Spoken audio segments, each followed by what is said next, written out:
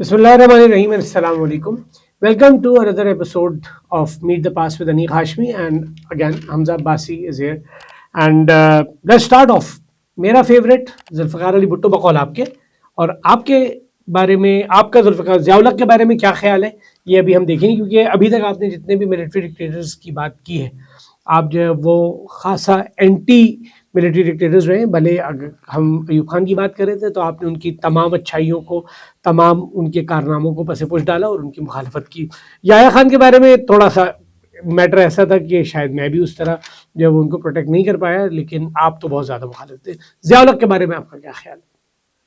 वालेकुम सलाम sir, thank you for having me और thank you for taking out time. Ziaul हक मेरी नज़र में सर एक ऐसा अनसंग हीरो है पाकिस्तान की हिस्ट्री का. अनसंग हीरो सर चलिए सर मैं साबित करने के लिए तैयार हूँ जिसको जनरलाइज करके हम आज जो भी मुल्क के अंदर हो रहा है उसके अंदर हम बहुत अपने मीडिया चैनल्स के ऊपर अगर हम देखें, या ये जो तज्जियाकार जो बैठे हुए होते हैं न्यूज़ चैनल्स के ऊपर या डिफरेंट प्रोग्राम्स के अंदर, हर चीज़ में उठा के ज़ियाउल हक को ब्लेम कर दिया जाता है, उसकी इस्लामाइजेशन को ब्लेम किया जाता है. और आज जो कुछ पाकिस्तान के अंदर हो रहा है उसकी रिस्पॉन्सिबिलिटी बहुत हद तक ज़िया को दी जाती है, ठीक है, जिससे मैं बिल्कुल इत्तेफाक नहीं करता. और आज के प्रोग्राम का मकसद आपसे इसी बात के ऊपर डिस्कशन है कि क्या ज़िया आज जो हालात हैं पाकिस्तान के, और या ये जो टेररिज्म, एक्सट्रीमिज़म और सेक्टेरियन किलिंग्स और ये सब चीज़ें, क्या वाकई ज़िया का इसमें एक्चुअल में रोल था, या वो एक ऐसी सिचुएशन के अंदर पावर में आए ज़िया का? ये जबरदस्ती इक़्तिदार पर कब्जा किया उन्होंने यार. सर ठीक है ऐसी बहुत सारी इतनी भी मोहब्बत नहीं समझ में आ रही मुझे. ज़ियाउल हक साहब इक़्तिदार में आए, सही है, ज़ियाउल हक साहब ने इक़्तिदार पे कब्जा किया भाई. अच्छा, ज़ियाउल हक साहब ने इक़्तिदार पे उस मोमेंट पे कब्जा किया जिस वक्त दुनिया की सिचुएशन ऐसी थी कि दो सुपर पावर्स आपस में टकरा रही थी आपके नेबरहुड के अंदर. तो it was the need of the our. So let's talk about Ziaul हक from the beginning, how he came into power. लगाते हैं जनाब मार्शल लॉ और उसको एक्सटेंड कर देते हैं 1985 तक. 84 टू बी प्रिसाइज. 85 में रेफरेंडम हो जाता है, ठीक है, और उसको एक्सटेंड कर देते हैं. पावर ग्रीड जैसे कि हर फौजी की होती है उसी तरह से. लेकिन चलिए शुक्र है आपने माना तो कि हवस थी उनको इक़्तिदार की. सर बिल्कुल थी, इंसान थे, लेकिन ज़िया का पावर में आना, ठीक है, और उनकी इस्लामाइजेशन पॉलिसीज़ जिसके ऊपर हम सबसे पहले डिस्कशन करने जा रहे हैं, ये वो पॉलिसीज़ थी जिसने पाकिस्तान का जो एक इंटेलेक्चुअल वो था, एम था, उसके करीब तक पाकिस्तान को वो लेके आए. इस पे ये डिबेटेबल बात है कि इस्लामाइजेशन की इम्प्लीमेंटेशन ठीक तरीके से हुई या नहीं. यानी आप ये कह रहे हैं कि पाकिस्तान के बनने का जो मकसद था, जी, पाकिस्तान के बनने का जो कोर मकसद था, वो जनरल ज़ियाउल हक के दौर में अचीव होने के करीब आ गया. जी सर, उसकी एक शक्ल नजर आई. अच्छा जी, उसकी एक शक्ल नजर आई. यानी कि यार अल्लाह के वास्ते अब अगर आप ये नारा मत लगाना शुरू कर दीजिएगा कि जो मर्द मोमिन मर्द हक ज़ियाउल हक, अल्लाह के वास्ते ये नहीं डाइजेस्ट होगा इस प्रोग्राम में भाई. ठीक है सर, तो भाई इसको काटो यार. ये ज़ियाउल हक के जो वो इश्क में पागल हुए हुए ये सर मैं साबित करने के लिए तैयार हूँ, करें on the basis of that. अच्छा, सबसे पहले सर इस्लामाइजेशन से थोड़ा सा पहले एक चीज़, ज़ियाउल हक साहब पावर में आते हैं. अब इस प्रॉब्लम को जो आज भी पाकिस्तान के लिए एक बहुत बड़ा क्राइसिस है, द बलूचिस्तान की तरफ. देखिए आप, मैं आपको थोड़ा सा इसका प्रीफिक्स देता हूँ कि भुट्टो के ज़माने में बलोचों के साथ ज्यादती हुई, उनसे कुरान के ऊपर सब्जेक्टिव बात है यार. सर कुरान पे हल्फ लेके गलत वादे किए गए कि आप पहाड़ों से उतर आए और हथियार हवाले कर दें और डायलॉग पे आ जाए. जब वो डायलॉग पे आए तो उनको अरेस्ट कर लिया गया. खास तौर पे मैं यहाँ पे मरी कबाइल की बात करूंगा जिनके साथ ज्यादती हुई. इसकी वजह से जो बलोचों के अंदर सेंटिमेंट थे, एंटी पाकिस्तान सेंटिमेंट्स, वो बहुत ज्यादा बढ़ चुके थे. ज़ियाउल हक ने उसको रिजॉल्व किया. ज़ियाउल हक ने एक फतेह मक्का मॉडल के ऊपर, सर ओ भाई इसको काटो, ये फतेह मक्का वाली बात काटना यार. बर्दाश्त कर ले सर, थोड़ा सा बर्दाश्त कर ले यार. कहाँ की कहाँ मिला रहे हो भाई. मेरी बात तो सुनिए सर. सुनाइए. जनरल पार्डन का ऐलान किया. General pardon, okay. General pardon का ऐलान किया गया कि जो बलोच कबाइल पाकिस्तान आर्मी के अगेंस्ट लड़ रहे हैं, अगर वो अपना असलहा हैंड ओवर सरेंडर कर देते हैं और कौमी धारे में शामिल हो जाते हैं तो उनके पिछले जो भी मामलात हैं वो माफ कर दिए जाएंगे इस रिफॉर्म से. और उसके बाद बलूचिस्तान में कुछ हद तक स्पेंडिंग भी हुई, कुछ रोड नेटवर्क्स इंप्रूव हुए, कुछ कनाल इरिगेशन सिस्टम, कुछ बेसिक चीजें उनको प्रोवाइड की गई, जिसकी वजह से जो बलूचिस्तान क्राइसिस है वो आपको 90s 80s اور 90s کی دہائی کے اندر آپ کو تھوڑا سا سپریس نظر آتا ہے. یہ واپس سے ری ایمرج ہوا پرویز مشرف کے. دیکھیں آپ کو نہیں لگتا کہ آنے والے وقتوں میں ضیاء الحق صاحب نے شاید پریمپٹ کر لیا تھا یا ضیاء الحق صاحب کو بتا دیا گیا تھا کہ آنے والے چند سالوں میں یہاں پر ایک ایسی گلوبل ایکٹیویٹی شروع ہوگی جس میں پاکستان کا رول ہوگا؟ تو آپ کو نہیں لگتا کہ بلوچستان کے ٹرائبس کو پیسیفائی کرنا، بلوچستان کے ٹرائبس کو لالی پاپس دینا شاید اسی بات کی کڑی تھی کہ بلوچستان کی ٹیریٹری کو جو ہے وہ امریکن وینڈیٹا کے لیے استعمال کرنا تھا؟ سر امریکن وینڈیٹا یہاں پہ کہاں سے آ گیا؟ وہاں پہ تو چائنیز انٹرسٹ. سر امریکن وینڈیٹا یہاں پہ اس لیے آ گیا کہ جب جو ہے وہ دہریوں کے خلاف جنگ شروع ہوتی ہے تو اس کے اندر پاکستان ایک میجر رول پلے کرتا ہے، اور پوری آپ کی ویسٹرن پٹی آپ کا کے پی کے، ایک منٹ آپ کا کے پی کے 2 بارڈر تھے نا یہاں سے افغانستان جہاد کے لیے پاکستان سے اور دنیا بھر سے آئے ہوئے مجاہدین جو ہیں وہ افغانستان میں انٹر ہوتے تھے. وہ ایک کوئٹہ چمن بارڈر تھا اور دوسرا آپ کا تورخم بارڈر تھا افغانستان سے جو کے پی کے والی پٹی پہ لگتا ہے پشاور کے پاس. تو آپ کو کیا لگتا ہے کہ کیا بلوچستان کے قبائل کو جو پیسیفائی کیا گیا، بلوچستان کے قبائل کو جو ہے وہ اس آپریشن سے نجات دی گئی تاکہ ان کو تھوڑا سا جو ہے وہ بریدنگ اسپیس دیا جائے اور ان کو کچھ انسینٹیوز دیا جائے اور ان کی ٹیریٹری کا افغان جہاد میں استعمال کیا جائے؟ سر دیکھیں افغان جہاد میں استعمال کرنا مسئلہ سارا یہ ہوتا ہے سر، ہم ایز اے قوم نا اگر ہم کسی کو کرٹیسائز کرنے پہ جاتے ہیں تو ہم ایسے اسپیکٹس بھی نکال لیتے ہیں جو شاید اس کے اپنے ذہن میں بھی نہ ہو. اچھا، میرا یہاں پہ خیال یہ ہے کہ سر اگر بلوچستان کرائسس کو ریزالو کیا گیا ضیاء کی طرف سے، وہ صرف اور صرف اس لیے تھا کہ ضیاء چاروں پروونسز کو یونائٹڈ رکھنے کی کوشش کر رہے تھے، ٹھیک ہے، جس میں بلوچستان سب سے بڑا ایشو تھا. سر اگر یہ ریزالو ہو گیا ہوتا تو یہ ریزالو ہو گیا ہوتا نا، یہ مستقل تو پاکستان کے اوپر مسلط نہیں رہتا. پرویز مشرف کو دوبارہ آپریشن نہیں کرنا تھا نا بھٹی کے اوپر، جس کی وجہ سے وہ دوبارہ ایگریویٹ ہوا. اس وقت تک تو کافی حد تک سیٹل ڈاؤن تھا بلوچستان میں، اس طرح کی کوئی کرائسس، اس طرح کی کیجوالٹیز نہیں ہوتی تھی جو اب ریگولر بیس. بہرحال سر اس کو آگے لے کے چلتے ہیں. میری نظر میں، آپ کی نظر میں یہ ایک افغان جہاد کا ایک پریمپٹیو میجر تھا، اور میری نظر میں Balochistan crisis was an internal issue of Pakistan which needs to be resolved, and they are resolved it successfully. You and are bringing also the people of Pakistan into the national stream, the Balochi people. Okay, fine. Islamization, the major topic. Oh my God, means میرے خیال میں پاکستان کے social fabric کو جس چیز نے سب سے زیادہ نقصان پہنچایا وہ ضیاء الحق کے ذہن کی اختراع تھی، اسلامائزیشن. آپ اس کو کس طرح جسٹیفائی کریں گے؟ سر میں آپ سے کچھ زیادہ ایکسپیکٹ کر رہا تھا اس بارے میں بولنے کے لیے، لیکن شکر ہے کہ آپ نے جو ہے مجھے تھوڑی گنجائش دی اس بارے میں بولنے کے لیے. یہ ایک نارم بن چکا ہے آج کے دور میں، سن 2000 کے بعد سے، جب سے میں نے شعور سنبھالا اور میں ٹی وی دیکھ رہا ہوں، تو یہ ایک نارم بن چکا ہے کہ اب ہر چیز کو اٹھا کے ضیاء کی اسلامائزیشن پہ تھوپ دیا جاتا ہے. سر میری نظر میں ضیاء کی جو اسلامائزیشن جو تھی، جو اس کی ایک کوشش ایک ملک کو اسلامک اور سوشلسٹ کنٹری بنانے کی جو ایک کوشش تھی ضیاء الحق کی اسلامائزیشن، ہاں اس کے کانسیکوینسز ڈیبیٹیبل ہیں، لیکن اٹ سیلف یہ ایفرٹ کوئی غلط ایفرٹ نہیں تھی. یہ آپ کی قومی اساس ہے سر. آپ کا ملک پاکستان جو ہے وہ ایک اسلام کے نام پہ بنی ہوئی کنٹری ہے، اس کے اندر اسلامائزیشن نہیں ہوگی تو اور کہاں پہ اسلامائزیشن آپ ایکسپیکٹ کرتے ہیں؟ اسلامائزیشن کو آپ کس نظر سے دیکھتے ہیں؟ کیا یہ وہ برانڈ آف اسلام تھا جو ضیاء الحق پاکستان کے لوگوں کے اوپر کہیں اور سے لیو ڈکٹیشن کے ذریعے مسلط کرنے کی کوشش کر رہے تھے؟ اور کیا جنرل ضیاء الحق نے اپنی زندگی پہ اس طرح اسلام کو امپلیمنٹ کیا جس طرح وہ پورے پاکستان کے اوپر اسلام کو انفورس کرنے کے در پہ تھے؟ سر دیکھیں، ہم جب لیڈرشپ کی بات کرتے ہیں تو ہم ذاتیات کی کو سائڈ پہ رکھ کے اگر ہم بات کریں تو وہ زیادہ بہتر ہے. لیڈر فرنٹ سے لیڈ کرے گا تو لوگ عمل کریں گے نا. لیڈر فرنٹ سے لیڈ کرنے کو تیار نہیں ہے. سر آپ کی بات کا پہلا جواب، Islamization Zia was not an عالم. اسلامائزیشن کو امپلیمنٹ کرنے کے لیے جن لوگوں کی خدمات لی گئی وہ تھے علماء.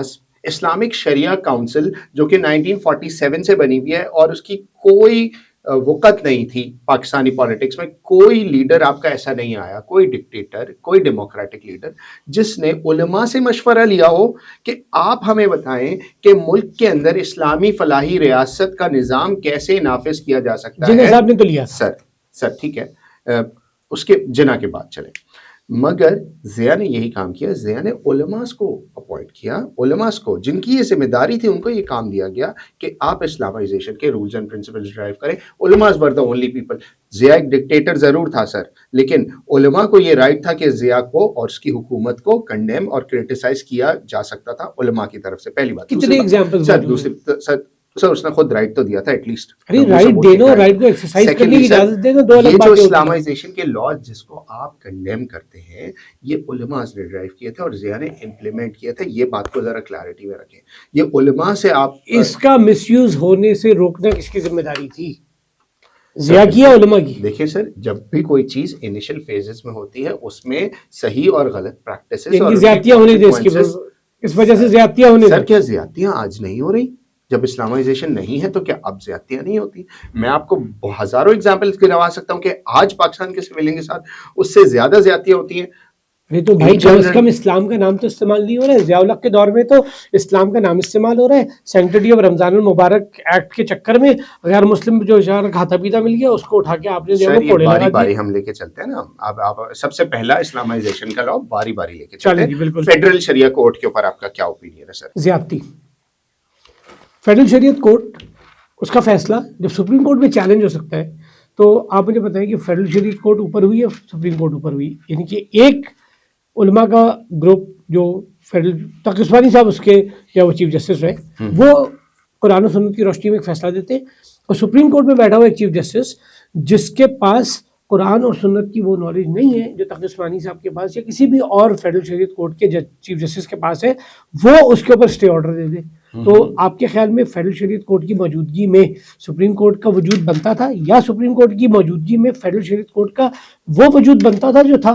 ये तो ज्यादती हुई ना सर। आप ये बोलना चाह रहे हैं कि फेडरल शरीयत कोर्ट को जो सुप्रीम कोर्ट था तो वो ओवर पावर कर रहा था। ठीक है सर, यहाँ पे मेरा टेक ये है कि जो फेडरल शरियत कोर्ट था वो प्राइमरीली इनिशियल फेसेस में बनाया गया था इस्लामी और शरई मसाइल को, जैसे दियत के मसाइल और जैसे कि ख़वातीन के हुकूक के मसाइल, डिफरेंट जो मामलात हैं जो विरासत के मसाइल, इन चीज़ों को हैंडल करने के लिए बनाया गया था। हाँ, लेकिन इसमें जनरल अवामी फैसले भी किए जाते थे। ये तो मेरी नज़र में एक अच्छी बात है सर कि आपने सुप्रीम कोर्ट को ऑटोनमस रखा हुआ है और फेडरल शरीयत कोर्ट का फैसला वहाँ पे चैलेंज हो सकता है। लेकिन सर, फेडरल शरीयत कोर्ट का वो फैसला जो इस्लामिक पर्सपेक्टिव को चैलेंज कर रहा हो, ठीक है, वो सिर्फ जाके सुप्रीम कोर्ट में चैलेंज हो, जो इस्लाम के मुताबिक फैसले किए जाते थे वो supreme court is no one two criticise those. Sir एक मिनट, फतवे का जवाब फतवे से आएगा ना। फतवे का जवाब जो है वो एक आम इंसान की माइंडसेट के ऊपर तो नहीं आ सकता। सर आप इस एफर्ट को तो देखें ना, आप एक एफर्ट को तो देखें कि पहली दफ़ा एक इस्लामी फलाही रियासत का क़याम करने की कोशिश की गई जिसके अंदर इस्लामिक जुडिशल सिस्टम, हर चीज़ अपनी इनिशियल फेज में वीक। सर ये इस्लामी फलाही रियासत का जो जुमला था, क्या ये ज़िया-उल-हक का इक़्तिदार को तूल देने के अलावा भी कोई वजह थी इसकी? यानी कि पाकिस्तान में जिसको समझ में नहीं आता कुछ कि उसको पाकिस्तान में इख्तिदार पे कब्जा करके उसको तुल देना है, वो उसके ऊपर जो है वो इस्लाम का ठप्पा लगा देता है। तहरीक-ए-नवाज़ शरीयत मोहम्मदी एक तफरी चल रही थी, उसके बाद जुल्फ़िकार अली भुट्टो, जिनको मैं खासियत तक आइडियलाइज करता हूँ, उन्होंने भी इस्लाम का नाम इस्तेमाल करना शुरू कर दिया पावर में रहने के लिए, जुमे की छुट्टी अनाउंस कर दी। ज़िया-उल-हक को कोई समझ में नहीं आया तो उन्होंने जो है वो क्या कहते हैं इस्लामाइजेशन की बातें करना शुरू कर दी। अगर आप ज़िया को इन जनरल भी कंसिडर करें ना, he was a kind of Islamist person, ठीक है, who got into power at the moment when Islamization was needed. And it was the need of the hour. And got the foreign funding to implement a certain brand of Islam. Yeah, I agree. I would agree to that. लेकिन सब कुछ इतना बुरा नहीं है जितना अच्छा जितना जिस लेवल पे जाके असल में मसला सारा ही होता है सर। हम अपने सोशल इश्यूज को जो ना कवर करने के लिए सारा इल्ज़ाम उठा के ज़िया के ऊपर डालने की कोशिश करते हैं। हम मनहासिल कौम एक बहुत जो है इसके ऊपर वर्किंग की ज़रूरत है। हमें बहुत सारे मामला हमारे और भी टेढ़े हैं। सब चीज़ों का इल्ज़ाम जो है ना एक मर्द मुजाहिद के ऊपर नहीं डाला भाई। वो जॉन एलिया का एक शेर है ना कि कौन समझाए सिर्फ बातों से, सबको एक हादसा जरूरी है। तो आप जो ज़िया-उल-हक नामी हादसा था ना, आप उसके मरने के बाद दुनिया में तशरीफ लाए। नहीं ऐसे ही है। तो आपको क्या पता कि ज़िया-उल-हक के दौर में जो ज़्यादतियां हुई हैं, ज़िया-उल-हक के इख्तिदार की हवस के चक्कर में जो लोगों के बेसिक ह्यूमन राइट्स जो है वो वायलेट। सर यहाँ पे आपने एज का ताना मार दिया है, ٹھیک ہے. تو میں اس بات سے بالکل اگری کرتا ہوں کہ آپ قائد اعظم کے زمانے میں انڈر 19 کھیل رہے تھے. کیا بات ہے, ٹھیک ہے, صحیح ہے. آپ وہاں موجود تھے تو آپ مجھ سے جی بہتر جی جی جانتے ہیں. بالکل اسی وجہ سے میں آپ سے میں اس بات ایڈولف کا ہٹلر کو ہولوکاسٹ کا مشورہ بھی میں نے دیا تھا آپ کے خیال میں. سر آپ سے میں اس بات پہ تھوڑی روشنی چاہتا ہوں کہ کیا میرے عقائد ضیاء کے بارے میں درست ہے بھی یا نہیں. میں تو آپ کا ویسے ہی اسٹوڈنٹ, عقائد نہیں, نظریات سر. لیکن آپ جس طرح بات کریں گے بات عقائد پہ ہی آ گئی. سر فیڈرل شریعت کورٹ کو ذرا سا سائڈ پہ رکھ کے, جو میری نظر میں ٹھیک تھا آپ کی نظر میں غلط تھا, ہم بات کرتے ہیں حدود آرڈیننس کی. سر حدود آرڈیننس 4 لاز ہیں. Let me explain. Offence against property ordinance, آپ نے کسی کی پین چرایا یا آپ نے زمین پہ قبضہ کیا, پہلی چوری کے اوپر ٹھیک ہے سیدھا ہاتھ, اور دوسری چوری کے اوپر الٹا پاؤں کاٹا جائے گا. یہ اسلامی شرعی قانون ہے جس کو حکم ہے قرآن کے اندر موجود ہے, جس کو آپ ڈینائی نہیں کر سکتے. قذف آرڈیننس, ایک منٹ, بالکل ڈینائی نہیں کر سکتے. لیکن آپ کے خیال میں کہ جب اسٹیٹ کا دل چاہے گا کسی کے اوپر بھی جو ہے وہ چوری کے مقدمہ ثابت ہونے کے اوپر ان کے ہاتھ کاٹنا شروع کر دے گی. سر پہلے کیا ہوتا دیکھیں حضرت عمر کے دور میں بھی چوری کے کچھ ایسے مقدمات بھی آئے جس میں اسٹیٹ واز ایٹ فالٹ, جس کی وجہ سے بندے نے بھوک سے بچنے کے لیے گھر والوں کی تکلیف کو دیکھتے ہوئے اس نے چوری کی اور اس کے اوپر اس کا ہاتھ نہیں کاٹا گیا. کیوں؟ کیونکہ اسٹیٹ نے اپنی ذمہ داری پوری نہیں کی تھی. تو آپ کو کیا لگتا ہے کہ کیا جنرل ضیاء الحق کے دور میں اسٹیٹ جو ہے وہ اپنی تمام ذمہ داریاں پوری کر رہی تھی کہ کوئی بھوکا نہ سوئے, صحیح ہے, سب کو جو ہے وہ بیسک ہیومن رائٹس جو اسلامی فلاحی ریاست جو نبی پاک صلی اللہ علیہ وسلم نے بنائی اس دور میں اور جو صحابہ نے چلائی, وہ ساری چیزیں کیا ریاست پاکستان نے جنرل ضیاء الحق کے انڈر جو ہے وہ اویلیبل کی. کوشش ضرور تھی. Poverty was at its lowest. ہمارے ماں باپ ہمیں بتاتے ہیں کہ ضیاء کے زمانے میں پاورٹی جو تھی, غربت کی شرح کافی حد تک کم تھی, چیزوں کی پرائسز بہت کم کی گئی تھی اور سبسڈائز کی گئی تھی چیزیں تاکہ لوگوں کے لیے چیزیں اویلیبل ہوں. دوسرا, یہاں پہ بیت المال کے بھی معاملات تھے. یہاں پہ گورنمنٹ جو ہے وہ غریبوں کو فنڈنگ بھی کرتی تھی, ان کو بزنسز بھی اسٹیبلش کر کے دیتی تھی. تو میرے خیال میں یہاں پہ یہ اسلامی شرعی لا جو ہے, جو آپ کے ایک اسلامک کنٹری جس کو آپ اسلامک کنٹری بولتے ہیں وہاں پہ لگنا یہ صحیح تھا. اس کا لگنا صحیح تھا. مسلم پراپرٹی پاکستان میں, Pakistan is a Muslim country because the population of Muslims is highest in Pakistan. ٹھیک ہے ٹھیک ہے اسلامک کنٹری, یہ کیا بات ہے سر؟ آپ تو اپنی سود کا نظام ختم نہیں کر پا رہے ہیں. آپ اپنے روٹ سے ہٹ رہے ہیں نا سر. ضیاء نے کیا سود کا نظام ختم, کوشش کری اس کی. اچھا, یہ بالکل کیا سر, بالکل کیا. میں آپ کو ثابت کر سکتا ہوں. یعنی کہ پراپرٹی میتھس کا سوال ہو گیا کہ ورکنگ کے مارکس دے دو مجھے. سر آپ کتنے ایسے لوگوں کو جانتے ہیں کہ جن کے ہاتھ کاٹے گئے ہوں ضیاء کے ٹائم پہ؟ ہو سکتا ہے کہ بہت حد تک رحم دلی کا جو ہے وہ مظاہرہ کیا گیا ہو ضیاء کی گورنمنٹ کی طرف سے. یہ تو الزامات ہیں آپ کی. رحم دلی یا بیکلیش کا خوف؟ سر یہ آپ کا نیریٹو ہے, مگر میری نظر میں ایک اسلامی فلاحی ریاست جس کے اندر جس کی عوام یہ چاہتی ہے کہ اسلام امپلیمنٹ ایک مجرم ہے. اگر مجرم کا جرم ثابت ہے تو اس سے رحم دلی کا مطلب یہ کہ آپ جو مظلوم ہے اس سر آپ اپنی بات سے نگیٹ کر رہے ہیں. آپ اپنی بات سے نگیٹ نہیں کر رہا ہوں. یا تو آپ اس قانون کو صحیح مانیں یا تو آپ اس کے اگینسٹ ہیں. دیکھیں قانون کو غلط ماننے کی امپلیمنٹیشن از سمتھنگ قانون کے ایلس. غلط ہونے کا تو کوئی سوال ہی نہیں کیونکہ یہ شریعت کا قانون ہے. سر لیکن امپلیمنٹیشن شریعت کے قانون کے ساتھ اس کے بہت سارے جو لوازمات ہیں نا جو اسٹیٹ کو پورے کرنے ہوتے ہیں, کیا اسٹیٹ وہ لوازمات پورے کر رہی تھی یا نہیں کر رہی تھی؟ سر قذف آرڈیننس, کیونکہ اسلام حدود آرڈیننس کا جو دوسرا لا ہے قذف ordinance, that is about false allegations. دیکھیں اسلامی جو نظام ہے, جوڈیشل سسٹم ہے, وہ چلتا ہے گواہوں کی بنیاد پہ. 3 گواہ ریکوائرڈ ہوتے ہیں کسی بھی مجرم کے اگینسٹ گواہی دینے کے لیے. لیکن اگر ان میں سے کوئی جھوٹا ثابت ہوا, ٹھیک ہے, تو اس کو اس کے کرائم کی اکارڈنگلی پنشمنٹ دی جائے گی. وہ کوڑے بھی ہو سکتے ہیں, موسٹ لائکلی وہی سزا ملے گی جو ثابت ہونے پہ مجرم کو ملتی. Most probably. ٹھیک ہے سر, یہ ایک اچھی چیز تھی, ایک اچھی چیز تھی. اس کے ریکٹیفائی کہ بھائی ایک بیلنس کریٹ کیا. آج اگر سر میرا اپنا پرسنل ایکسپیرینس, آپ جو ہے اگر ملیر کورٹ چلے جائیں یا آپ سول کورٹ چلے جائیں, وہاں پہ گواہ سر 2000 سے لے کر 20,000 کے بیچ میں آپ کو گواہ بکتے ہوئے ملیں گے جو قرآن پہ ہاتھ رکھ کے آپ کے حق میں گواہی دینے کے لیے تیار ہوں گا. جج بھی یہ جانتا ہوگا کہ یہ پچھلے کیس میں بھی آیا. بس صحیح ہے. سو سر مجھے تو ڈاؤٹ ہوتا ہے کہ مجھے کتاب دی جاتی ہے وہ قرآن ہوتا بھی ہے کہ نہیں. سر اللہ کرے نہ ہوتا ہو, اللہ کرے نہ ہو, کیونکہ جس حساب سے جھوٹ بولا جاتا ہے ہمارے کورٹس کے اندر, اللہ ہی بہتر جانتا ہے. سو قذف آرڈیننس واز سم تھنگ کہ اس چیز کو ریکٹیفائی کیا جائے کہ بھائی جھوٹی گواہیاں نہ آئیں اور جھوٹے گواہ کو ایک پنشمنٹ کا ایک ڈر ہو. اور ضیاء کے دور میں تو ڈر آپ کو پتا ہے پھر کرتا تھا, پھر کرنا ہونا چاہیے سر, ہونا چاہیے. آپ کے خیال میں اس قوم کو ڈرائے بغیر سیدھا کیا جا سکتا ہے؟ بہرحال سر اس کو آپ آگے لے کے جاتے ہیں. تیسرا لا حدود آرڈیننس کا, وچ از زنا آرڈیننس. ٹھیک ہے. اگین ایک اسلامک شرعی لا, اگین علماء کا پروپوز کیا ہوا لا, ضیاء اپنی جیب سے نکال کے نہیں لایا سر. ایون علماء کا پروپوز کیا نہیں, علماء نے صرف قرآن کی انٹرپریٹیشن کی. سر علماء نے قرآن کی انٹرپریٹیشن کر کے دی اور وہ لا بتایا جو پہلے سے امپلیمنٹڈ تھا نا, ہزاروں سال تو امپلیمنٹ رہا تھا زنا آرڈیننس, کہ اگر اس کو میں تھوڑا سا ایکسپلین کر دوں. کئی کنڈیشنز ہیں اس کی کئی کنڈیشنز ہیں کہ اگر ان میریڈ مین اینڈ ویمن, اس کو ہم اگر تھوڑا سا وہ کریں تو کاٹ dating. If unmarried men and women are caught dating, 100 lashes for men and 80 lashes for women. But if any one of them or both of them are married, ٹھیک ہے, there's only to somebody else. Yes, absolutely. Yes. صحیح ہے.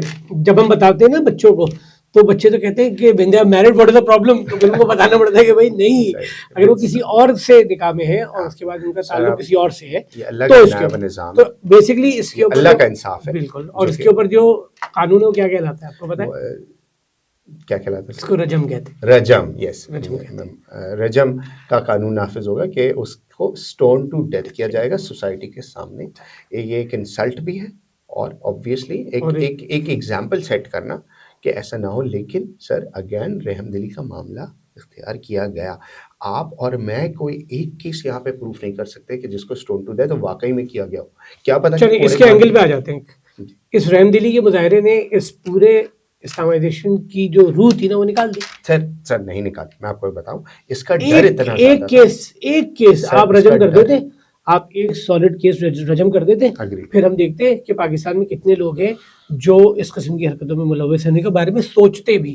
تو یہ آپ کو کیا لگتا ہے کہ دنیا بھر میں سعودی عرب ایک واحد ملک ہے, حالانکہ میں ان کی اسلامک اپروچ سے میں بہت زیادہ متفق نہیں ہوں کہ صرف سر اڑا دینا اسلام نہیں ہے, اسلام از مچ بیونڈ دیٹ.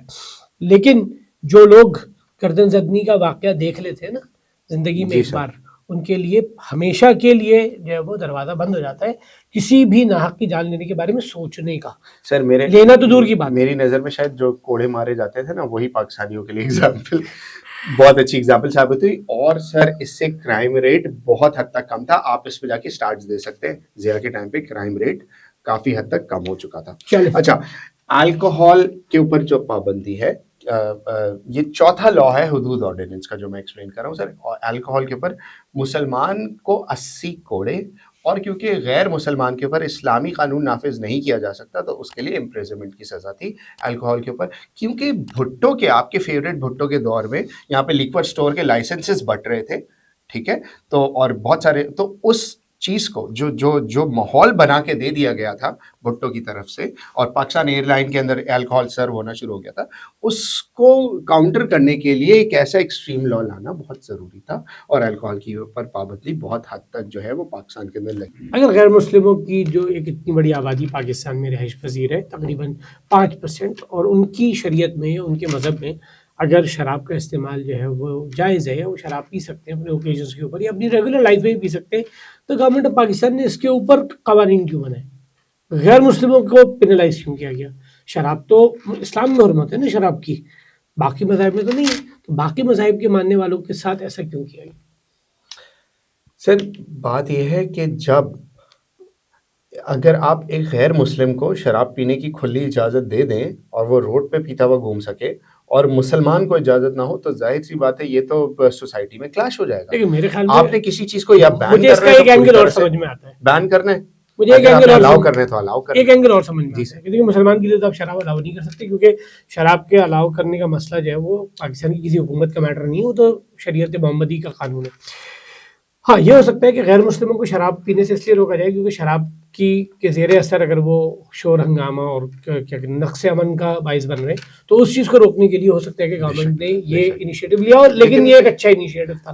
تو میں آپ سے جاننا چاہ رہا تھا کہ غیر مسلموں کے اوپر شراب کی پابندی کیوں لگائی گئی, تو یہ بات سمجھ میں آتی ہے کہ شراب کے اثرات میں جو ہے وہ شراب کے زیر اثر آ کر جو ہے وہ سوسائٹی کو ڈسٹرب کرنا یا وہ ساری چیزیں. چلیے تو یہ یہاں پہ ہم نے کنکلوڈ کیا, چار پانچ چیزیں کی ایک آدھ تکے میں صحیح ہو گئی, لیکن میں سر ایفرٹ ساری پیور اسلامک تھی.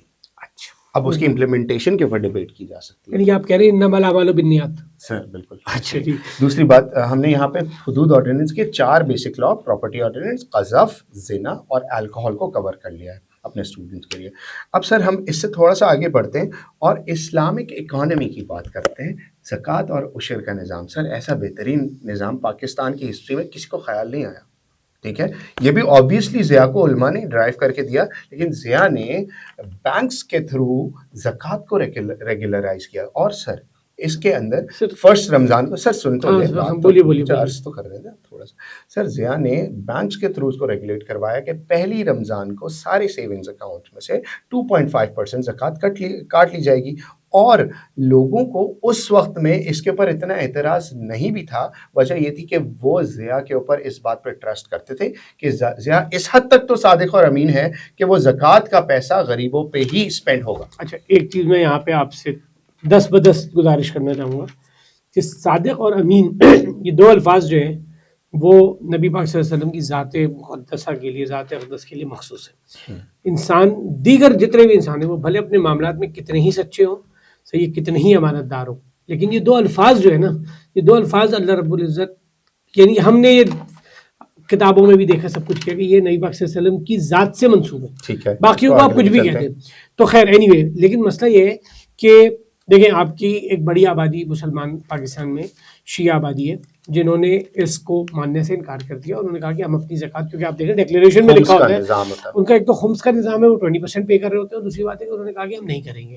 اچھا, اس کی وجہ شاید یہ ہو سکتی ہے کہ پروٹیسٹ بھی کیا اس کے اوپر, بہت پروٹیسٹ کیا. علامہ جعفر صاحب تھے, صحیح ہے, نمائش چورنگی کے اوپر ایک بہت بڑا ایک پروٹیسٹ تھا, تو انہوں نے اس کو ماننے سے انکار کر دیا تھا. اور دوسری بات یہ کہ کیا حکومت پاکستان آج تک اس کو امپلیمنٹ کرتی ہے. آپ جو ہے وہ 29 شعبان کو آپ چلے جائیں, صحیح ہے, اور کیا لائن لگی ہوئی ہوتی ہے اور کیا وڈرالز ہو رہے ہوتے ہیں. بالکل ایسے ہی. تو اب اگر آپ اس چیز کو دیکھیں, سچویشن کو دیکھیں, تو کیا پاکستان کا عام آدمی حکومت پاکستان پہ ٹرسٹ کر سکتا تھا اور کر سکتا ہے کہ وہ اس کے زکوٰۃ کے مصارف کو, زکوٰۃ کو صحیح شرعی مصارف استعمال کرے؟ کر سکتا تھا, یس. بات دراصل کر سکتا ہے, نو. بات دراصل یہ ہے کہ زکوٰۃ کے مصارف جو ہے نا وہ بڑے جو ہے وہ کانکریٹ ہے. شریعت نے بڑی اسٹریٹ چیزیں بتا دی ہیں. اگر گورنمنٹ آف پاکستان, دیکھیں زکوٰۃ کا آپ کو قانون پتہ ہے کہ آپ کو مالک بنانا پڑے گا, صحیح ہے, تو کیا گورنمنٹ آف پاکستان اتنی کریڈیبل ہے یا اتنی کریڈیبل تھی ایون ضیاء کے طور پہ کہ کوئی اپنے طیب مال کی زکوٰۃ نکال کر پاکستان, حکومت پاکستان کو جن بینکوں کے ذریعے وہ کام کر رہے تھے وہ بینک ابھی تک کلی طور پہ سود سے آزاد نہیں ہوئے تھے, تو کیا کوئی عام مسلمان حکومت پاکستان کو اپنے طیب مال کی زکوٰۃ دے سکتا ہے ایسے بینک کے تھرو جو ابھی بھی سود پہ کام کر رہا ہے؟ سر یہاں پہ بینکنگ سسٹم اور اس کا سودی نظام ایک بہت بڑا ایول ہے سوسائٹی کا, جس کو ہم سائڈ پہ رکھ کے اگر ہم گورنمنٹ کے ایفرٹ کی بات کریں تو یس, اس زمانے میں لوگوں کو یہ زکوٰۃ کٹوانے, سنی مسلمس کو ایٹ لیسٹ بہت زیادہ کوئی کلیش سنی مسلمس کی طرف سے آپ کو سامنے نہیں آیا. وجہ صرف شیعہ کی طرف سے آیا کیونکہ ان کا خمس کا نظام ہے, ان کا نظام ڈفرینٹ ہے. سیکنڈلی یہاں پہ جو شیعہ نے اس کو کنڈیم بھی کیا, اس کے پیچھے ایک پرائمری روٹ کاز ہے سر. وجہ کیا ہے, شیعہ جو پاپولس ہے پاکستان کی, وہ ضیاء کی گورنمنٹ پہ ٹرسٹ نہیں کرتی تھی, پہلی بات. دوسری بات یہ کہ وہ یہ سمجھتے تھے کہ ضیاء ایک وہابی ازم فارم آف اسلام کو پروموٹ کرتے ہیں, جو کہ ان کے عقائد اور ان کے معاملات سے اور ان کو پرسیکیوٹ کیا جاتا ہے. آپ اس کو ایرانی انقلاب سے تو نہیں جوڑ رہے؟ بالکل ایسے ہی ہے سر. یہاں پہ ایرانی انقلاب سے جوڑنا ضروری ہے. 1979 کے اندر ایرانی انقلاب آتا ہے, اور امام خمینی یہ فتویٰ دیتے ہیں کہ اس وقت پورے عرب ورلڈ میں جتنی بھی بادشاہتیں ہیں وہ ساری غیر اسلامی ہیں. اس سے سب سے بڑا تھریٹ ہوتا ہے سر سعودی عربیہ کو. سعودی عربیہ دو ان کنٹریز کو جس میں شیعہ مائنورٹی ہوتی ہے, عراق اور پاکستان میں, عراق میں صدام حسین اور پاکستان میں ضیاء الحق کو فنڈنگ شروع کرتی ہے, اور اس فنڈنگ کا مقصد یہ ہوتا ہے کہ شیعہ کو سپریس کیا جائے, یا شیعہ جو آرگنائزیشنز ہیں ان کو سپریس کیا جائے, وہ یہاں پہ سر نہ اٹھا سکیں, تاکہ کل کو جا کے وہ انقلاب سعودی عرب اور ایسی عرب کنٹریز میں جہاں بادشاہتے ہیں ان کی بادشاہتوں کو خطرہ نہ ہو. سر اس میں ضیاء کو کہ میں اگینسٹ جاؤں گا, اور میں شکر ہے آپ نے یہ بات تو مانی کہ ضیاء الحق کی اسلامائزیشن فنڈڈ تھی. بالکل سر, فنڈڈ تھی, امریکن فنڈڈ بھی تھی اور عرب فنڈڈ بھی تھی, لیکن اس کا بھی میں آپ کو ایک لنک دکھاؤں گا کہ کیوں پھر بھی ٹھیک تھی. سر شیعہ اس وجہ سے, سر شیعہ نے اس کو اس وجہ سے بھی کرٹیسائز کیا بیکاز یہاں پہ ایکچوئل میں شیعہ ازم کو پرسیکیوٹ شیعاز کو پرسیکیوٹ کیا جا رہا تھا. اور لیکن یہاں پہ سر تالی دونوں ہاتھ سے بجتی ہے. جو ایران ہے, جو ایرانی اسلامی نظام جو وہاں پہ نافذ ہوا, انہوں نے بھی اپنی اسپینڈنگز کری شیعاز کو امپاور کرنے کے لیے عراق میں اور پاکستان میں. This became the root cause of sectarian violences in Pakistan, جس کا آپ ذمہ دار صرف ضیاء کو دے دیتے ہیں. اس کا ذمہ دار سعودی عربیہ اور ایران ضرور ہے, اور آج تک ہے. تو آپ کا مطلب یہ ہے, آپ کے کہنے کا مطلب یہ ہے کہ the Persian Empire and the Arab Empire, the war and the conflicts between these two empires were now reflecting in Pakistan. Absolutely. Okay, and All courtesy across the world. and courtesy to General Zia. Sir, all across the world.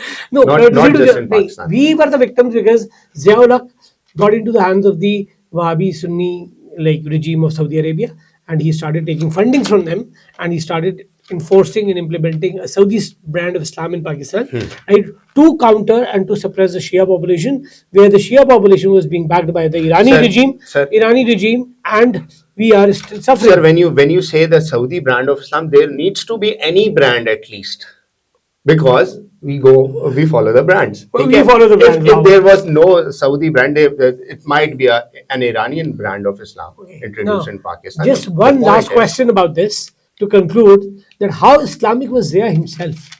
How Islamic was Zia himself? Zia کے بارے میں جو کتابیں لکھی گئی ہیں اور جو معاملات سننے میں آتے ہیں, اب افواہیں تو بہت سارے لوگ جو جیسے آپ ضیاء کے اگینسٹ ہیں, بہت سارے لوگ اور بھی ضیاء سے بڑی نفرت کرتے ہیں, وہ بڑی باتیں بولتے ہیں. لیکن سر ضیاء کے بارے میں ایک بات کنفرم تھی, پتہ ہے کیا؟ بہت سارے جید جگہوں سے یہ جو ہے ریسورسز ہیں, یہ ضیاء نماز کے پابند تھے, اور انہوں نے نماز کا پابند بنانے کے لیے سول آفیسرس کو, ایک آپ کو پتہ ہے گورنمنٹ آفیسز کے اندر ایک one person was responsible for taking all the people to the mosque, ٹھیک ہے, نماز کو انہوں نے کی پابندی کو انہوں نے, جیسے سعودی عربیہ میں حیا پولیس بڑی مشہور ہے, ٹھیک ہے, ہوتی تھی, اب MBS کے زمانے میں ختم ہو گئی, تو اس طرح کا ایک MBS کے زمانے میں تو پتہ نہیں کیا کیا. جی سر, تو ایک نمازی تھا پہلی بات, دوسری بات شراب نہیں پیتا تھا. سر ایک ایسا آدمی نا جو نمازی ہو اور شراب نہیں پیتا ہو, وہ ہزاروں ذوالفقار علی بھٹوز اور یحییٰ خانوں سے بہتر ہے میری نظر. آپ پلیز یحییٰ خان اور ذوالفقار علی بھٹو کو کمپیئر نہ کیا کریں, یہ مجھے جو ہے وہ بہت ہرٹ کرتا ہے. آپ کو سینٹیمنٹس ہرٹ ہو جاتے ہیں, ٹھیک ہے سر, ہرٹ ہوتے ہیں اس کے اوپر. اچھا جی, ایک اور چیز جو ہمارے اسٹوڈنٹس کو سن کے ہمیشہ برا لگتا ہے, صحیح ہے, اور پہلے ہمیں برا لگتا تھا کیونکہ ہمیں پڑھنی پڑتی تھی, لیکن کیونکہ جب ہم پڑھا رہے ہیں اور ہمارے روزگار اس سے منسلک ہے, تو اس کو ہم اور لائٹر نوٹ لے سکتے ہیں. ضیاء-ال-حق نے پاکستان کی معاشرے کو ری شیپ کرنے کے لیے پاکستان اسٹڈیز اسلامیات اور اردو کو مینڈیٹری کیا یونیورسٹی لیول تک, graduation level, not at the masters level, post grad تک نہیں ہے, گریجویشن لیول تک ہے. بالکل سر. اور شاید وہ کریکولم بھی ان پرٹیکولر, اگر میں پاکستان اسٹڈیز کی بات کروں تو پاکستان اسٹڈیز کا جب کریکولم شیپ کیا گیا, میں اس پہ ضیاء کے اگینسٹ چاہوں گا کہ وہ ایک شدید کنٹروورشل ہسٹوریکل فیکٹس تھے, جس کے اندر 1965 اور 71 کی وار دونوں جیتے. نہیں, 71 کی وار کے جیتنے کا دعویٰ نہیں کیا, کسی نے بھی دعویٰ نہیں کیا, کیونکہ کر نہیں سکتے. تو اینی وے, نہیں, وہ ہم بولتے ہیں کہ ہم ویسٹ پاکستان میں جیت گئے تھے, اس میں آ گئے تھے. سر آپ نے, اگر آپ آج بھی میٹرک کی کتاب اٹھا کے دیکھیں پاکستان اسٹڈیز کی, آپ کو خیر بہرحال سر یہاں پہ میں سمجھتا ہوں کہ سر اسلامیت اور پاکستان اسٹڈیز جیسے سبجیکٹس کو کمپلسری کرنا پاکستان میں رہنے والے بچوں کے لیے بڑا امپورٹنٹ ہے. ان کی اپ برنگنگ کے لیے پاکستان میں رہنے والے ان ٹیچرز کے لیے بہت امپورٹنٹ ہے جو پڑھا رہے ہیں, خاص طور پہ وہ لیولز ہیں. سر میری نظر میں یہاں پہ شاید ایک لا اگر ایڈ ہو جاتا کہ کوئی کرائٹیریا ہوتا کسی ٹیچر کا کہ یہ اہل ہے جو اسلامیت اور پاکستان اسٹڈیز پڑھا سکتا ہے, تو آج ہمارے بہت سارے ٹیچرز فارغ ہوتے ہیں. معذرت کے ساتھ سر کوئی دیکھیں نا sir, there is a lot of mismatch. کم از کم ڈگری لیول ہونا چاہیے سر. ٹیچرس کے اندر کس لیول کا آپ دیکھیں کہ ایک آدمی کامرس پڑھ کے کمپیوٹر سائنس پڑھا رہا ہوتا ہے, یہاں پہ بایولوجی پڑھ کے جو ہے وہ اسٹیٹسٹکس پڑھانے کھڑا ہو جاتا ہے, کاؤنٹنگ پڑھانے کھڑا ہو جاتا ہے. تو ریلیونٹ ڈگری, ریلیونٹ ایجوکیشن, اور ایٹ لیسٹ ایک ٹیسٹ کہ آپ ٹیچر کی جگہ کھڑے ہونے کے قابل ہو یا نہیں, یہ پاکستان میں بہت ضروری ہونا چاہیے. کیونکہ جو ٹیچر ہے سر, جو اسکولوں میں قید پڑ جائے گا سر ہزاروں بچوں کے مستقبل سے کھیل رہا ہے سر. ایسا نہیں ہے قید نہیں پڑے گا سر. بہت سارے ایسے قابل لوگ ہیں, ہم مجھ سے اور آپ سے قابل لوگ ہیں جو روڈ پہ خاک چھانٹے گھوم رہے ہیں, جو کہ اس قابل ہیں کہ ان کو ٹیچر کی جگہ کھڑا کیا جا سکتا ہے اور بہت اچھے سے ڈیلیور کر سکتے تھے وہ. لیکن ہماری سوسائٹی کے اندر جو خاص طور پہ کراچی کی جو سوسائٹی کے اندر جو ٹیچنگ کا ٹرینڈ ہے, اور ٹیچنگ کو ایز اے ٹرینڈ اور ایز اے بزنس جو پروموٹ کیا گیا ہے, اس کی وجہ سے بہت سارے نااہل لوگ جو کہ اس منصب پہ کھڑے ہو کے بہت غیر اخلاقی باتیں کر جاتے ہیں. انفارچونیٹ ہے, بہت انفارچونیٹ ہے. لازم ہے کہ ذکر نہیں کر سکتے یہاں پہ اسپیسیفکلی, لیکن یہ ایک انفارچونیٹ سچویشن ہے جس پہ ہماری بچیاں بہت آکورڈ فیل کرتی ہیں, اور ساتھ میں بیٹھے ہوئے ان کے ساتھی بچے بھی بہت آکورڈ فیل کرتے ہیں. لیکن انفارچونیٹلی جو لوگ یہ باتیں کر رہے ہوتے ہیں ان کو نہ صرف اس کا احساس نہیں ہو رہا, اس کی گریوٹی کا احساس نہیں ہو رہا, اور نہ ہی کوئی ان کو اس کے اوپر جو ہے وہ رجوع کرنے کی زحمت محسوس کر رہے ہیں. انفارچونیٹ ہے, لیکن یہ کہ آگے بڑھتے ہیں. اور ایک ایسا لا جو اسی اسلامک لاز کے درمیان آیا وہ تھا بلاسفیمی لا. آپ کا نہیں خیال کہ پاکستان میں مس یوز ہونے والے سب سے زیادہ لاز میں blasphemy law is on top? سر بالکل ایسا ہی ہے. بلاسفیمی لا میں اگین وہی بات کروں گا کہ دیکھیں the idea it self was not wrong, its implementation is. Who is responsible to take care of the implementation? That is my question. Sir, that is the responsibility of the state, but that state also needs support from its people. Sir, blasphemy law جو ہے وہ no doubt آج کے دور میں بہت بری طرح سے استعمال ہوتا ہے. The article is 295C which says کہ کوئی بھی شخص جو رسول صلی اللہ علیہ وسلم کے اگینسٹ یا اسلامی شاعر کے اگینسٹ, شاعر مطلب یہ کہ اللہ تعالیٰ کے خلاف یا قرآن کے خلاف یا قرآن کو اسلامی عقائد کے اگینسٹ فزیکلی ڈیمیج کرنا اور نبی پاک صلی اللہ علیہ وسلم کی شان میں گستاخی کرتا ہے یا اس کا مرتکب ہوتا ہے, تو اس کے پہلا اس کا جو فیس ہے وہ یہ کہ اس کی پراپرٹی کانفسکیٹ کر لی جائے گی, اس کو امپریزن کر دیا جائے گا. دوسرا اس کا فیس یہ ہے کہ بہت میجرلی اگر اس نے یہ کرائم کیا ہے, بہت پبلکلی یہ کرائم کیا ہے, تو he could be hang till death, capital punishment مل سکتی ہے سر. اور اس لا کا یوز کر ضیاء کے دور کے بعد آپ کو اس کے مس یوز زیادہ ملے گا سر. ضیاء کے دور میں ضیاء الحق کے دور میں میڈیا کو آزادی نہیں تھی, صحیح ہے, تو آپ یہ بالکل بھی نہیں کہہ سکتے کہ ضیاء کے دور میں یہ مس یوز نہیں ہوا. سر آپ کے خیال میں آج آزادی ہے؟ بالکل آزادی ہے سر. دیکھیں اسٹیٹ کا دے نہ دے آزادی, لیکن آپ کا سوشل میڈیا تو اتنا آزاد ہے نا کہ کوئی بھی ویڈیو بنا کے ڈال دیتا ہے وہ. تو دیکھیں میڈیا از میڈیا, پوائنٹ اس کے لوگوں تک بات پہنچ رہی ہے کہ نہیں پہنچ رہی ہے, غلط پہنچ رہی ہے یا صحیح پہنچ رہی ہے, اس کا تو تجزیے کے بعد بات ہوتی ہے, لیکن ویڈیو لوگوں تک سر یہ تو آپ یہ خیاس کر رہے ہیں نا کہ کیونکہ آپ کو ضیاء پسند نہیں ہے تو اس کے دور میں بلاسفیمی لا کے اگینسٹ بہت سارے لوگوں کو غلط پرسیکیوٹ کیا گیا ہوگا جس کی خبر آپ تک نہیں پہنچی. دیکھیں آپ یہ مانیں کہ گریجولی آپ تک آپ کا نیوز تک ایکسس بڑھا ہے, صحیح ہے. 1980s میں الگ تھا, 90s میں الگ ہوا, آج کے دور میں آپ کا نیوز کا ایکسس بہت زیادہ ہے, صحیح ہے. وہ پھر آپ کے اوپر ہے کہ آپ اس کو کس طرح فلٹر کرتے ہیں. ابھی آپ دیکھیں نا کسی غیر مسلم کی زمین پہ قبضہ کرنا ہے, اس کے اوپر الزام لگا دیں کہ وہ اس نے قرآن کا جلایا ہے, پوری آبادیاں جلا دی گئی, پورے سیٹ اپ سیٹلمنٹس برباد کر کے رکھ دی گئی. لیکن سر یہاں پہ وہ بھی اور اس کے بعد وہاں پہ پلازا بنتے ہوئے نظر آ جاتے ہیں آپ کو. سر یہاں پہ مگر آپ کو وہی ایگزامپلس بھی ملتی ہیں کہ جنہوں نے واقعی میں بلاسفیمی کی ان کو کس طرح کی ویسٹرن سپورٹ ملی, اور باہر کا ویزا دیا گیا, اور آپ کی گورنمنٹ آف پاکستان نے ان کو فیسیلیٹیٹ کیا کہ وہ ملک چھوڑ کے جائیں اور باہر جا کے پاکستان کے اگینسٹ اور پاکستان کے اندر بڑی زیادتیاں ان کے ساتھ ہو رہی ہیں اس پہ بیانات دیں. اس بلاسفیمی لا کے اوپر بہت سارے فائدے اٹھائے گئے قادیانیوں کی طرف سے سر, کہ ان کو یورپ کے آج تک ویزے مل جاتے ہیں اور بہت ایزیلی پوری فیملی کے ساتھ وہ باہر سیٹل ہو سکتے ہیں, کیونکہ وہ یہ شو کرتے ہیں کہ because of this particular law their life is under threat in Pakistan and they can not practice freedom of speech what they call. Sir اس کے اوپر میں آپ کو کریکشن کر رہا ہوں سر, میری بات امتناع قادیانیت آرڈیننس 1985 وہ ضیاء الحق کے ان کاموں میں سے ہے جس کو میں اپریشیٹ کرتا ہوں. سر سن لیں, میں اپریشیٹ کرتا ہوں. مجھ سے زیادہ تو آپ اپریشیٹ کر رہے ہیں, آپ مان نہیں رہے. نہیں میں اپریشیٹ کر رہا ہوں. بلاسفیمی لا کا ہونا بڑا ضروری تھا سر, اور یہ لا آج تک بھی تو ہے. اس کی امپلیمنٹیشن کے اوپر لیکن سر اس کا فائدہ اٹھایا گیا ہے. جس طرف زیادتیاں ہوئی ہیں اسی طرف اس کا فائدہ اٹھا کے بہت سارے قادیانیت آرڈیننس الگ چیز ہے اور بلاسفیمی لا الگ چیز ہے. اور بدی کی بات میں آپ کو بتاؤں سر, بلاسفیمی لا بہت میجورٹی قادیانیوں کے اوپر لگتا ہے سب سے زیادہ پاکستان میں عیسائیوں پہ لگا ہے. مزے کی بات, ہوں جاوید مسیح کے اگزامپل لے لیں, آسیہ کی اگزامپل لے لیں, اس کے علاوہ ایک بچہ تھا جس کے اوپر وہ 12-13 سال کا بچہ تھا, I don't exactly remember his name.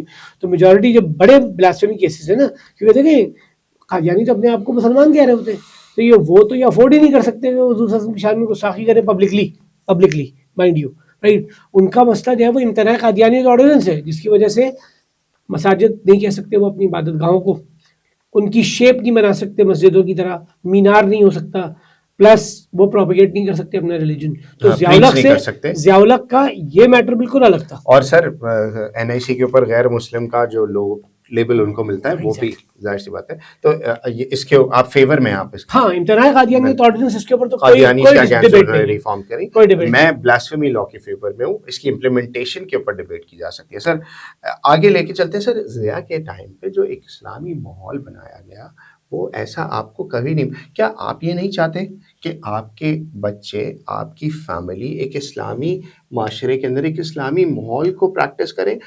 جب آپ ٹی وی کھولیں تو آپ کو ایک اسلامی پروگرام نظر آ رہا ہو. جب sanctity of Ramadan was preserved, when eateries was closed down just because کہ روزے کو پروموٹ کیا جائے, جب بچوں کو فجر کی نماز پڑھنے کے اوپر انعامات دیے جائیں اور میڈیا ویمن کو ہیڈ کور کرنے کے اوپر پابند کیا جائے, سر یہ اس سے آپ کو اعتراض کیسے ہو سکتا ہے؟ دیکھیں مجھے اس سے اعتراض نہیں ہے.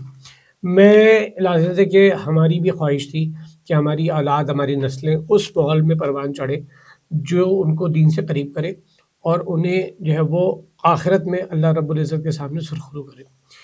لیکن مسئلہ یہ ہے کہ ہمارے حکمران if they cannot lead from front, if they cannot become an example themselves, if their families are not what they want the families of the country to be, then the problem starts.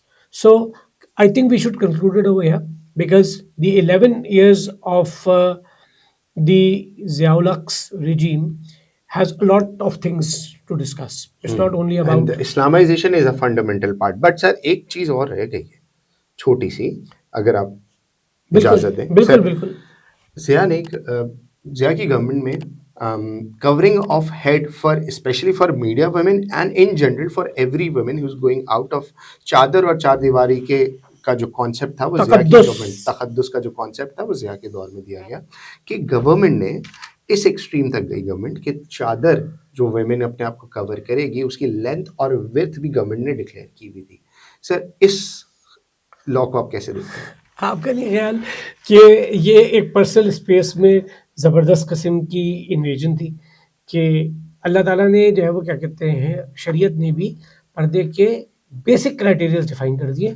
اب یہ تو نہیں ہو سکتا نا کہ scarf کا colour یہ ہوگا اور کیا کہتے ہیں ڈیزائن یہ ہوگا اور کیا کہتے ہیں نہیں اور فلاں کمپنی کا ہوگا. جہاں شریعت نافذ کرنے کی کوشش کی گئی جیسے کہ ایران میں آج تک یہ موجود ہے. سر تو کیا اس کی ایکسیپٹنس ہے ویسی, کیا اس نے ریبیلین کو جنم نہیں دیا؟ سر دیکھیں اسلام کی ایکسیپٹنس نہیں ہے سر اس سوسائٹی میں. سر دیکھیں بات یہ ہے کہ دین, اس کا مطلب کیا کریں پھر ہم, چلیں اسلام کی ہی ایکسیپٹنس نہیں ہے. اس کے اوپر سارا جو آپ لوگ کیچڑ اچھالتے ہیں وہ صرف اس وجہ کے اوپر کہ اس نے علماء کے تھرو اسلامائزیشن امپلیمنٹ کروا لی, اپنے جیب سے تو نہیں لے کے آیا تھا وہ یہ لاز. سر یہ سارے اسلامی شرعی لاز تھے جو 1000 سال خلافت کے اندر امپلیمنٹڈ تھے. اب اگر پاکستان میں امپلیمنٹ ہونے لگ جاتے ہیں آپ لوگوں کو پتہ نہیں کیا پرابلم ہے. سارا مسئلہ یہ کہ ضیاء الحق کی اپنی زندگی پہ کتنا امپلیمنٹ تھا اسلام. سر آپ پھر پرسنل جا رہے ہیں, میں آپ کو بتایا نمازی تھا, شراب نہیں پیتا تھا. آپ کے پاس یہ بات فیکٹ ہے, یہ بات فیکٹ سر جو میں نے کتابوں میں پڑھا ہے ان سب نے اس بات کی گواہی دی ہے. کوئی شخص کھڑا ہو کے سر کوئی, میں پاکستان اسٹڈیز کی کتاب کی بات نہیں کر رہا سر, کوئی شخص کھڑا ہو کے یہ بات کلیم نہیں کر سکتا ضیاء الحق شرابی تھا, مگر ہر کوئی کلیم کر سکتا ہے کہ ذوالفقار علی بھٹو, یحییٰ خان, ایوب خان یہ سب تھے.